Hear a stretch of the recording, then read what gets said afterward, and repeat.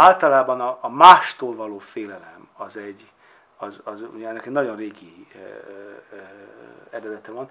És ugye ez egyébként ennek egy mély evolúciós oka van. Tehát ugye, hogyha egy csoportban élünk, akik csoportok egymással háborúznak, akkor azok, akik mások hozzánk képest, azok ránk veszélyt jelentenek. Tehát én azt hiszem, hogy ez a xenofóbiának az eredete.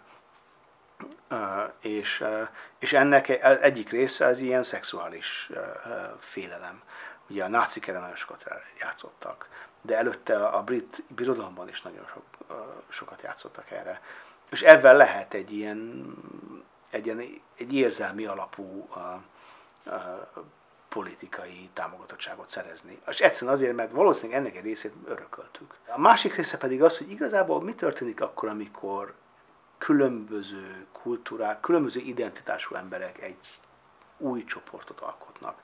Ami most igazából Európában történik, mert én azt hiszem, hogy az teljesen esélytelen, hogy ez a sok millió ember egyszer vissza fog menni. Szóval egy részük lehet, hogy vissza fog menni, ha egyszer kitör a béke.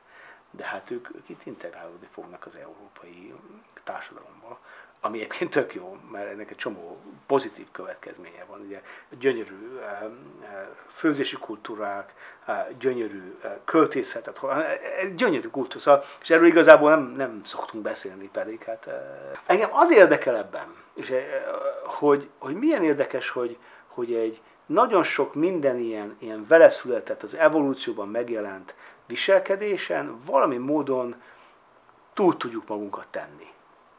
Ugye, különböző kulturális szabályokkal ezt megváltoztatjuk. Tehát egyre inkább a másfajta kisebbségeket nek az elnyomása az eltűnik. De valahogy eddig még nem sikerült ezen a különböző csoportok közötti konfliktuson túlmenni. Tehát annak ellenére, hogy az evolúciós viselkedés tudományban ugye egy csomó ötletünk van arra, hogy ezek honnan jönnek. És hogy ebből ugye azt mondod, hogy megnyomják a gombot, és akkor az működik. Az azért van, mert ott a gomb, és az a gombnak van egy evolúciós története. De hát ugye az egy nagyon jó kérdés volna, hogy hogyan lehet olyan társadalmakat csinálni, ahol a gombok egyre gyengébbek, és nem szabad megnyomni a gombot.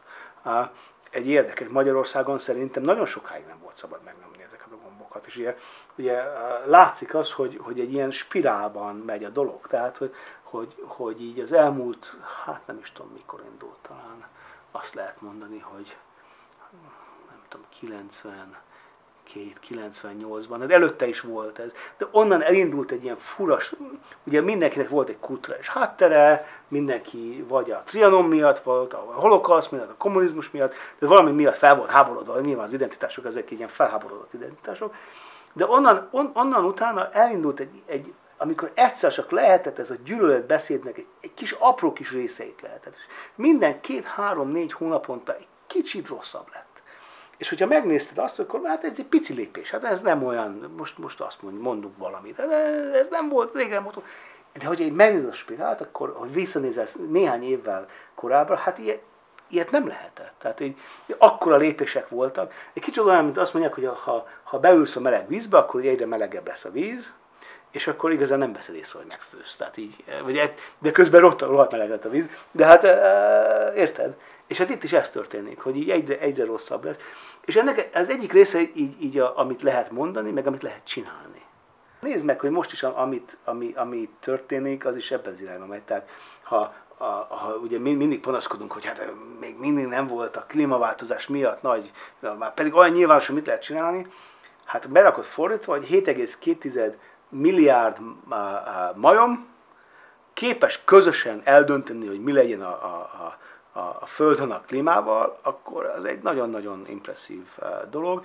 És én azt hiszem, hogy egyszerűen csak valami módon az volna itt a megoldás, hogy újra gombolni azt, hogy a másság, a más csoportság, ugye, mert nem csak az, hogy valaki más, hanem hogy a másik csoportban, hogy ezt hogyan kezeljük. Hát én vagyok biztos, hogy ez sikerülni fog. Szóval én ezt gondolom erről,